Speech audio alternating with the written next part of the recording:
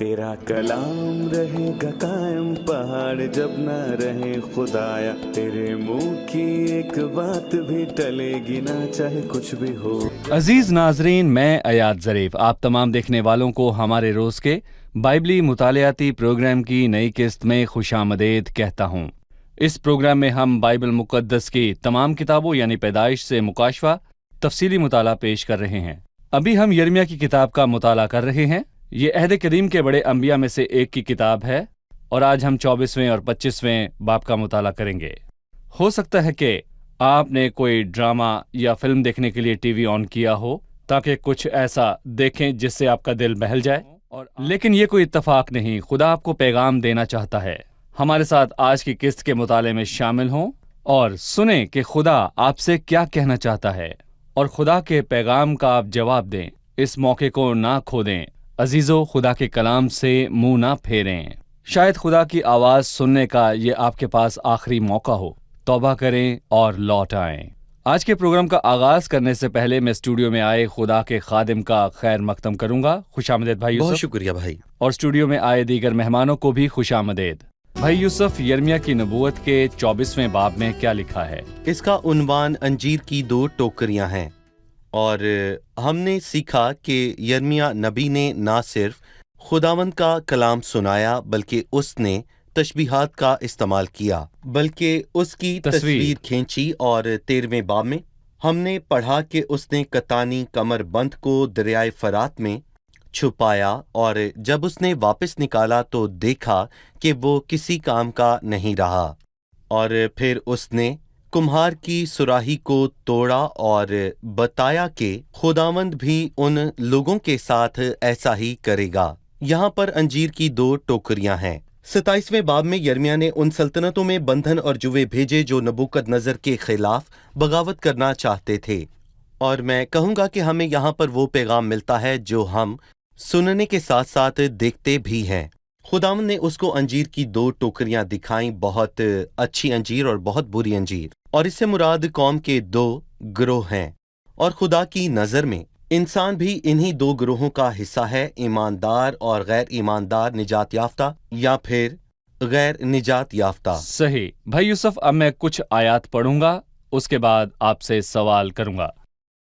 24واں باب، جب شاہ بابل نبوکد نظر شاہ یہودا یکونیہ بن یہویقیم کو اور یہودا کے عمرہ کو کاریگروں اور لوہاروں سمیت یروشلم سے اسیر کر کے بابل کو لے گیا، تو خداوند نے مجھ پر نمایاں کیا، اور کیا دیکھتا ہوں کہ خداوند کی ہیکل کے سامنے انجیر کی 2 ٹوکریاں دھری تھیں۔ ایک ٹوکری میں اچھے سے اچھے انجیر تھے، ان کی مانند جو پہلے پکتے ہیں، اور دوسری ٹوکری میں نہایت خراب انجیر تھے، ایسے خراب کہ کھانے کے قابل نہ تھے۔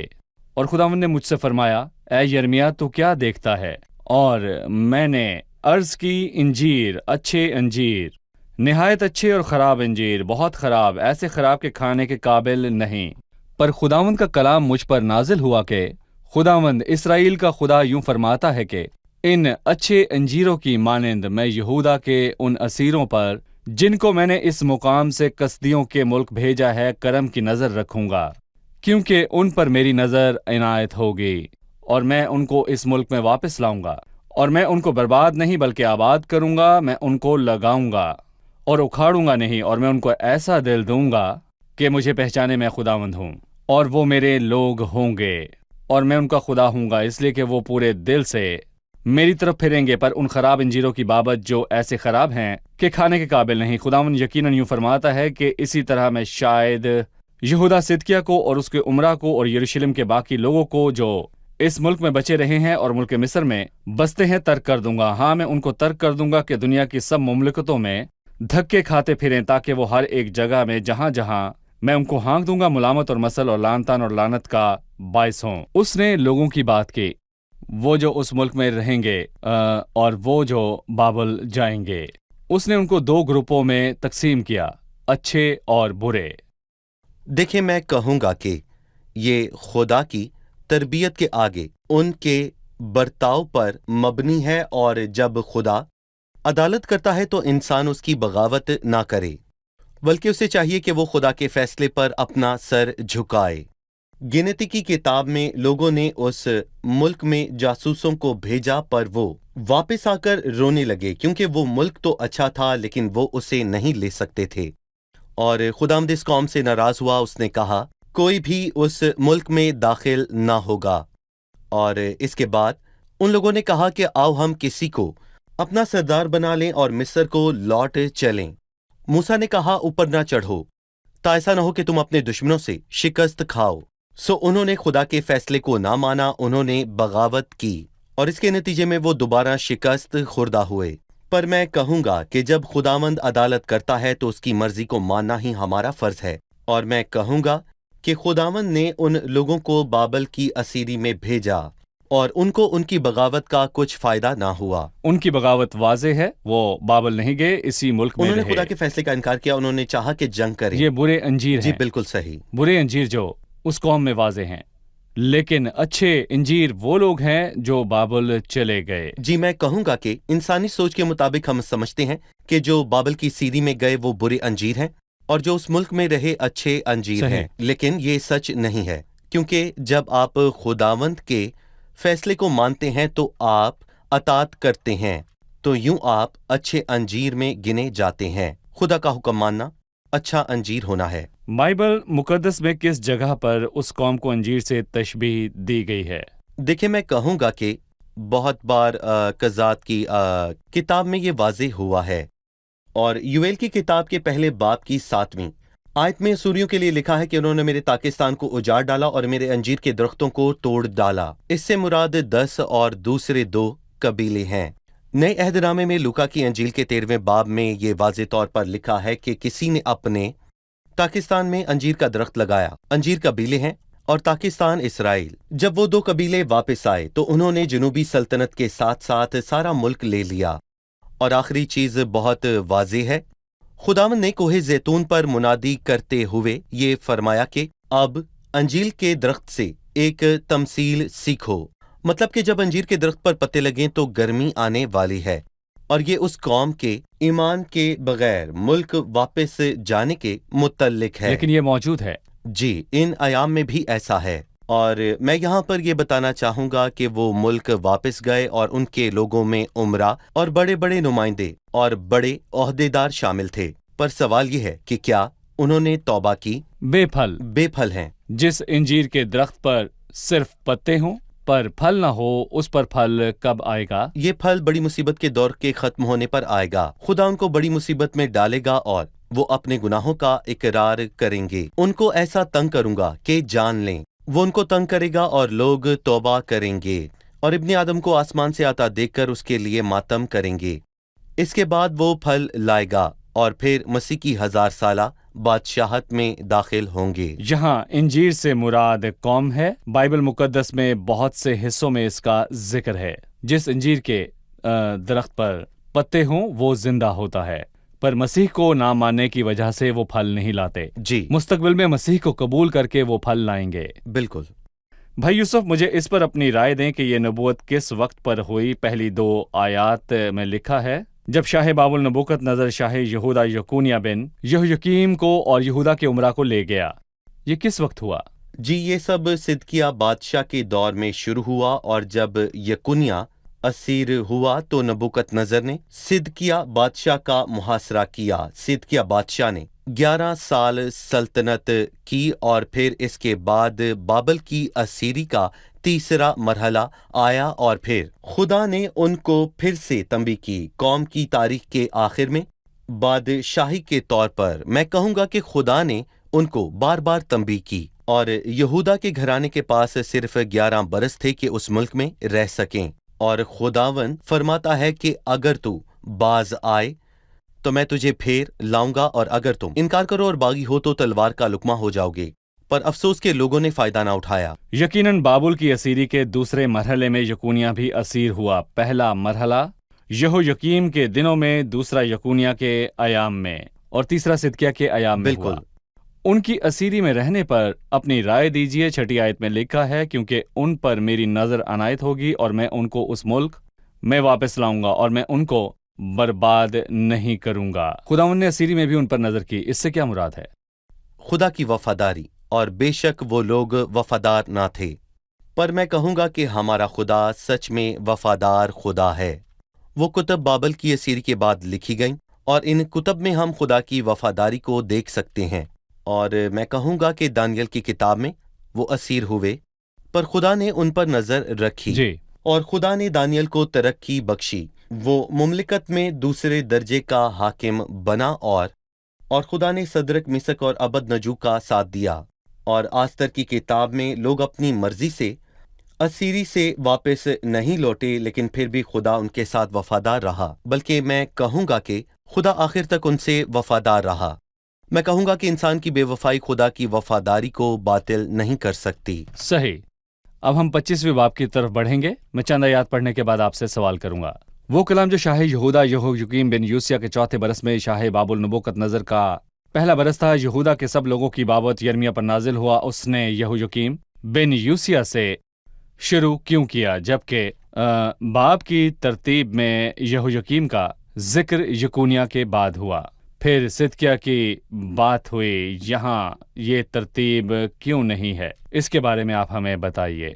ہم نے پہلے بھی بتایا کہ اس کتاب میں یہ واقعات تاریخی ترتیب سے نہیں لکھے ہوئے، اور ہم نے جو کچھ کہا وہ ہماری اسی بات کی تصدیق کرتا ہے۔ اس نے تاریخی ترتیب سے اس کو نہیں لکھا، اس نے پیغام دینے پر غور کیا، اور اسی لیے یہاں تاریخی لحاظ سے ترتیب کو ترجیح نہیں دی گئی ہے۔ اور میں کہوں گا کہ نئے عہد نامے میں لوکا کی انجیل میں بھی ایسا ہی ہے۔ لوکا طبیب نے یہ تمام واقعات ترتیب سے نہیں اخلاقی لحاظ سے لکھے، جی اور اس نے قوم کی برائیوں کو نمایاں کیا، اور صرف یہی نہیں، اس نے خدا کے صبر کو بیان کیا۔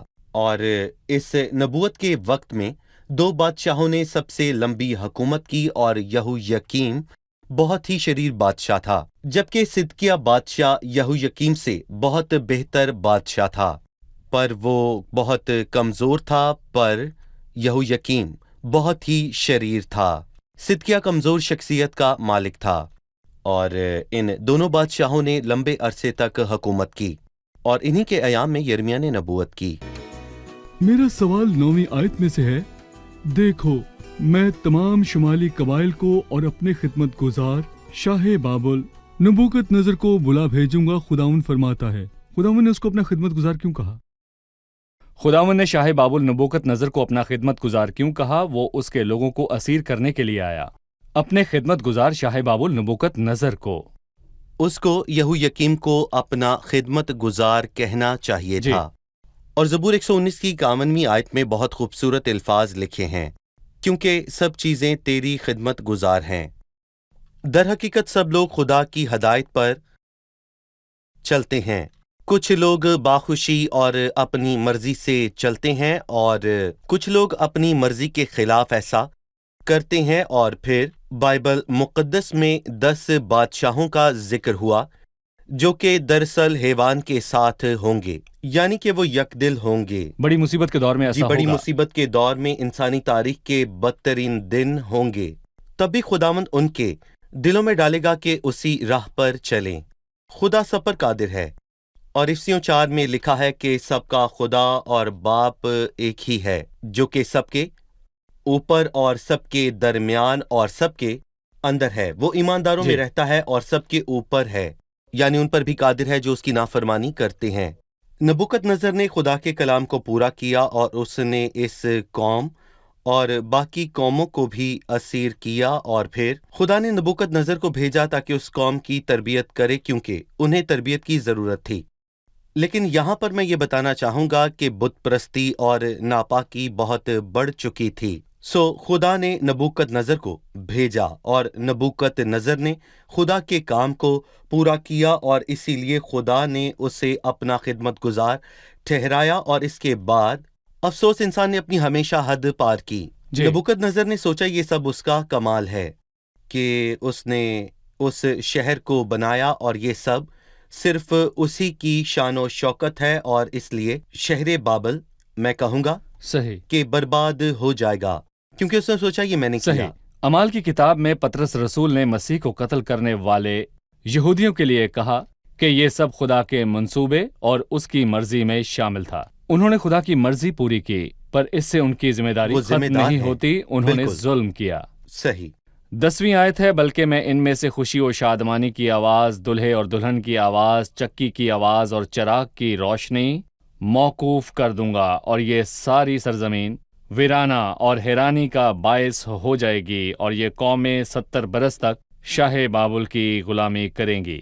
खुदावंद फरमाता है, जब 70 बरस पूरे होंगे तो मैं शाह बाबुल को और उस कौम को सजा दूंगा। भाई यूसुफ, वो 70 बरस तक असीर क्यों रहे? लिखा है, बल्कि मैं उनमें से खुशी और शादमानी की आवाज और दुल्हे और दुल्हन की आवाज और चक्की की आवाज और चराग की रोशनी माकूफ कर दूंगा। खुदा ऐसा क्यों करेगा? और हमने इस बाब में बहुत बार ये पढ़ा कि उन्होंने ना सुना। जी। तीसरी आयत पर तुमने ना सुना, और फिर चौथी आयत में लिखा है पर तुमने ना सुना और ना कान लगाया, और 7वीं आयत है तुमने मेरी ना सुनी। उन्होंने दूसरी आवाज़ों की वजह से खुदा की आवाज़ ना सुनी, और इसीलिए खुदा ने सब आवाज़ों को माकूफ कर दिया। और जब आप लोगों से पूछे कि आप खुदावन के पास क्यों नहीं आए, तो वो कहेंगे कि वक्त नहीं था। खुदा अपनी जिंदगी देने को तैयार है, लेकिन उन्हें एहसास नहीं। पर ये बहुत खतरनाक है। वो चक्की की, दुल्हे और दुल्हन की खुशी और शादमानी की आवाज़ सुनते हैं, पर खुदावंत की आवाज़ नहीं सुनते। माँ की आवाज़ सुनते हैं, पर खुदा की आवाज़ नहीं सुनते। जी, वो नहीं सुनते। और फिर 70 बरस के हवाले से हम खुदा की अजमत को देखते हैं कि खुदा उनके साथ किस तरह पेश आया। दूसरी तवारीख की किताब के 36वें बाब में ये वाज़े तौर पर लिखा है, मुल्क अपने सबतों का आराम पा ले। जब वो उस मुल्क में गए तो 490 साल वहीं पर रहे, सबत के साल के बगैर। और सबत का साल क्या है? और 6 बरस तक तू अपनी जमीन में बोना और उसका गल्ला जमा करना, पर 7वें बरस उसे यूं ही छोड़ देना। ये आराम का साल है, ताकि वो मुल्क और इंसान और हैवान आराम सबत पाए। के मानी है आराम। सबत यानी सबत आराम। का साल जमीन के आराम का साल है, आराम का 7वां साल। जी हाँ, बल्कि यहूदी होते हुए उन्होंने इस साल से फायदा उठाना उन्होंने चाहा। कारोबार किया, उन्होंने मौके का इस्तेमाल किया, और इसीलिए खुदावन ने एक बहुत अजीब काम किया। उसे नबूकदनजर को भेजा। और आज हम लफ्ज कॉलोनिज्म का इस्तेमाल करते हैं। जी हाँ, इस्तेमाल इस जमीन से फायदा उठाते हैं जो बाकी लोग इस्तेमाल नहीं करते। नबूकदनजर ने इसके उल्ट किया। उसने मुल्क को तामीर ना किया, बर्बाद किया, बल्कि इसके बरक्स उससे तबाह किया, लगाया नहीं। क्यों? ताकि जमीन अपने सबत के साल आराम पाए। और मैं कहूंगा 70 साल इस सबत के सालों को जाहिर करते हैं, जो कि उन्होंने 490 सालों में नजरअंदाज किए। खुदावन ने अपना हक लिया और जमीन को उसका हक दिया, क्योंकि वो अदल और इंसाफ का खुदा है। सही। उन 490 बरसों में 70 सबत के साल आए, जिनको उन्होंने ना माना। खुदा ने कहा, पर 6 साल बाद सबत का साल मनाना, इसलिए 490 बरसों का हिसाब से, इसलिए वो 70 साल पूरे होने के बाद लौटेंगे। बिल्कुल, खुदा का कलाम पूरा होता है। खुदा का कलाम पूरा होता है। उनमें से कौन से नबी को मालूम था कि वो 70 बरस असीरी में रहकर वापस लौटेंगे? अजीम नबी दानियल, वो आला मर्तबा और मुकाम वाला है। और 9वें बाब में लिखा है कि दानियल ने किताबों में इन बरसों का हिसाब जाना, और जिनकी बाबत खुदावंद का कलाम यिर्मयाह नबी पर नाजिल हुआ कि यरूशलेम की बर्बादी पर 70 बरस पूरे होंगे। और उसने पढ़ा तो उसे मालूम हुआ कि वो असीरी के पहले मराहिल में असीर होंगे, और वो 70 बरस असीरी में रहे, और उसको मालूम था कि यिर्मयाह का कलाम पूरा होगा। सो उसने खुदावंद से दुआ की और उसने सुनी। तेरी मुनाजातों के शुरू में ही हुक्म सादिर हुआ, और मैं आया हूं कि तुझे बताऊं, क्योंकि तू बहुत अजीज है। और भाई अयाद, मैं कहना चाहता हूं कि बाइबल मुकद्दस तमाम किताबों में से नुमाया है, क्योंकि ये वाहिद नबूवती किताब है। सही। और हमारे पास 2 तरह की नबूवतें हैं। ऐसी नबूवतें जो पूरी हो चुकी हैं, और इनसे बाइबल पर हमारा ईमान बढ़ता है। और फिर नबूकत नजर और 70 बरस की सारी नबूवतें पूरी हुई, और शाह फारस खौरस नबूकत नजर को हलाक करेगा। और बाइबल की ये नबूवतें लफ्ज बा लफ्ज पूरी हुईं। शाह फारस खौरस ने नबूकत नजर को मारा और सारी नबूवतें पूरी हुईं। और इससे मजीद हमारा बाइबल पर भरोसा और बढ़ जाता है, और हम ये जानते हैं कि बाइबल मुकद्दस सच में खुदा की किताब है। दानियल ने नबूवतों के जरिए उनके लौटने के वक्त को समझा, और इस कलाम से हमें मुस्तकबिल के लिए नबूतें और उनकी तफसील मिलती है। मतलब आज सियासतदान और बड़े बड़े फैसले करने वाले जितना भी नज़रअंदाज कर लें तो बाइबल मुकद्दस में मुस्तकबिल बयान है। बाइबल नबूती कलाम है, इसमें लोगों का मुस्तकबिल लिखा है। दुनिया के मुख्तलिफ हिस्सों में होने वाले तमाम वाक़यात सबका इसमें बयान है। ठीक है, शुक्रिया भाई। अब हम मेहमानों से एक आखिरी सवाल लेंगे। 15वीं आयत है, चूंकि खुदावंद इसराइल के खुदा ने मुझे फरमाया कि गजब की मैं का ये प्याला मेरे हाथ से ले और उन सब कौमों को जिनके पास मैं तुझे भेजता हूं पिला। यहां इन कौमों से क्या मुराद है? उसने अपने लोगों को तंबीह की या गैर कौमों को? ठीक है भाई यूसुफ, माइकल ने जिस आयत का हवाला दिया, खुदावंद ने अपने गजब का प्याला बहुत सी कौमों के लिए भेजा, इन 2 आयत में इसका बयान है। वो महज अपने लोगों की तरबियत नहीं करता, वो सजा क्यों देता है? खुदाम ने यिर्मयाह 1:5 में यिर्मयाह से कहा, मैंने कौमों के लिए तुझे नबी ठहराया। और यहाँ 29वीं आयत में लिखा है, क्योंकि देख मैं इस शहर पर जो मेरे नाम से कहलाता है आफत लाना शुरू करता हूँ, और क्या तुम साफ बेसजा झूठे जाओगे? यानी अगर खुदा अपने शहर यरूशलेम की नापाकी और बुराई के सबब से उस पर लानत लाता है तो क्या यरूशलेम के गिर्द बाकी शहर उससे बेहतर हैं? क्या मादी और पारसी और मिस्र ये सब सल्तनतें यहूदा की सल्तनत से बेहतर हैं? पर मैं यहाँ पर यह कहना चाहूँगा कि सब लोग खुदावंद के गज़ब के प्याले में से पीते हैं। और फिर रोमियो उसके पहले बाब की 18वीं आयत में लिखा है, क्योंकि खुदा का गज़ब उन आदमियों की तमाम बेदीनी और नारास्ती पर आसमान से जाहिर होता है जो हक को नारास्ती से दबाए रखते हैं।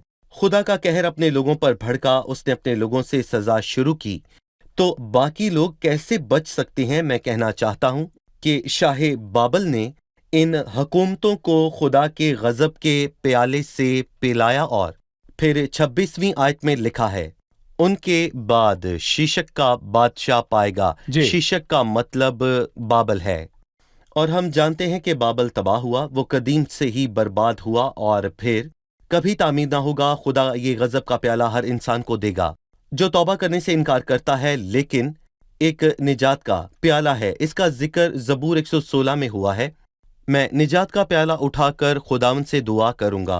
पर एक खुशी और तसल्ली का प्याला है, मेरा प्याला लबरेज होता है। खुदावंद ही मेरी मिरास और मेरे प्याले का हिस्सा है। हमें चुनना है कि हम किस प्याले से पीना चाहते हैं, गज़ब या फिर निजात और बरकत के प्याले से। ये ना भूलें कि खुदावंद ने सलीब पर हमारी खातिर गज़ब के प्याले से पिया और हमें निजात और बरकत का प्याला पीने को दिया। सही भाई यूसुफ, आपका बहुत बहुत शुक्रिया। प्रोग्राम का वक्त खत्म हुआ चाहता है, अब हम मेहमानों से उनकी राय जानेंगे। इसमें बाब में अंजीर की 2 टोकरियों का तस्करा हुआ। अच्छे अंजीर और बुरे अंजीर, इन 2 टोकरियों से क्या मुराद है? जो लोग असीरी में गए उनमें 2 ग्रोह थे। जिन्होंने असीरी में जाना कबूल किया वो अच्छे अंजीर हैं, क्योंकि उन्होंने खुदा की तरबियत को कबूल किया। और जिन्होंने उस मुल्क में असीरी से जाने से इनकार किया वो बुरे अंजीर हैं, वो तबाह और हलाक होंगे, क्योंकि बुरे अंजीर खुदा की तरबियत को कबूल नहीं करते। बाइबल मुकद्दस में और किस जगह इस कौम को अंजीर का दरख्त कहा गया? कलाम में इनको बहुत मर्तबा अंजीर का दरख्त कहा गया। खुदावंद फरमाता है, अब अंजीर के दरख्त से एक तमसील सीखो जो है सही। उसकी डाली नरम होती और पत्ते निकलते हैं, तुम जान लेते हो कि गर्मी नजदीक है। वो सल्तनत के तौर पर वापस इकट्ठा होंगे, पर उन पर फल नहीं है, वो इबादत नहीं करते। मुस्तकबिल में वो बड़ी मुसीबत के बाद फल लाएंगे, के दौर के बाद फल लाएंगे। शुक्रिया जी भाई यूसुफ। ठीक सही। है, 25वें बाब की 9वीं आयत में खुदावंद ने शाह बाबुल नबूकत नज़र को अपना खिदमत गुजार कहा। अपने खिदमत गुजार शाह बाबुल नबूकत नज़र को एक दुश्मन के लिए ये अल्फाज क्यों लिखे हैं? उसने खुदावंद के लोगों को असीर किया। ज़बूर 91 और 119 है, क्योंकि सब चीज़ें तेरी खिदमत गुजार हैं, सब खुदावंद की खिदमत गुजार हैं, क्योंकि खुदावंद की मर्जी पूरी करते हैं। कुछ खुशी और अपनी मर्जी से जानते और दुआ करते हैं, जबकि कुछ को ये करना ही पड़ता है। सब बराह रास्त या बिलवास्ता खुदा के खिदमत गुजार हैं और उसकी मर्जी बजा लाते हैं। जी भाई यूसुफ, जी ठीक है? हाँ। 25वें बाब में वो अरसा बयान है कि लोग कब तक असीर रहेंगे। ये 70 साल का अरसा है। 12वीं आयत में लिखा है जब 70 बरस पूरे होंगे। बाइबल मुकद्दस में ये 70 बरस ही क्यों हैं? बाइबल मुकद्दस में दूसरी तवारीख 36वें बाब के मुताबिक मुल्क ने 70 बरस तक सबतों का आराम पाया। सुलेमान की हैकल तामीर होने से उसके बर्बाद होने तक का अरसा 490 बरस का था। सबत से मुराद मुल्क के आराम के साल अहबार 25वें बाब में खुदावंद ये ने 7वां साल उसको है। 7वां साल कहा है। इन 70 सालों में लोगों ने ये हुक्म ना माना। उन्होंने 70 बरस आराम किया। खुदावंद ने सब्बत के सालों को गिना जिनमें जी, वो सब्बत के साल जब उन्होंने ये हुक्म ना माना। उन्होंने 490 साल तक ये हुक्म ना माना। शुक्रिया जी भाई यूसुफ। जबरदस्त। ठीक है, आप सबका शुक्रिया। खुदावंद आपको बरकत दे। खुदा आपको भाई यूसुफ बरकत दे। आपका भी शुक्रिया। शुक्रिया। अगले प्रोग्राम में फिर मुलाकात होगी। खुदावंद आपके आमीन। साथ हो।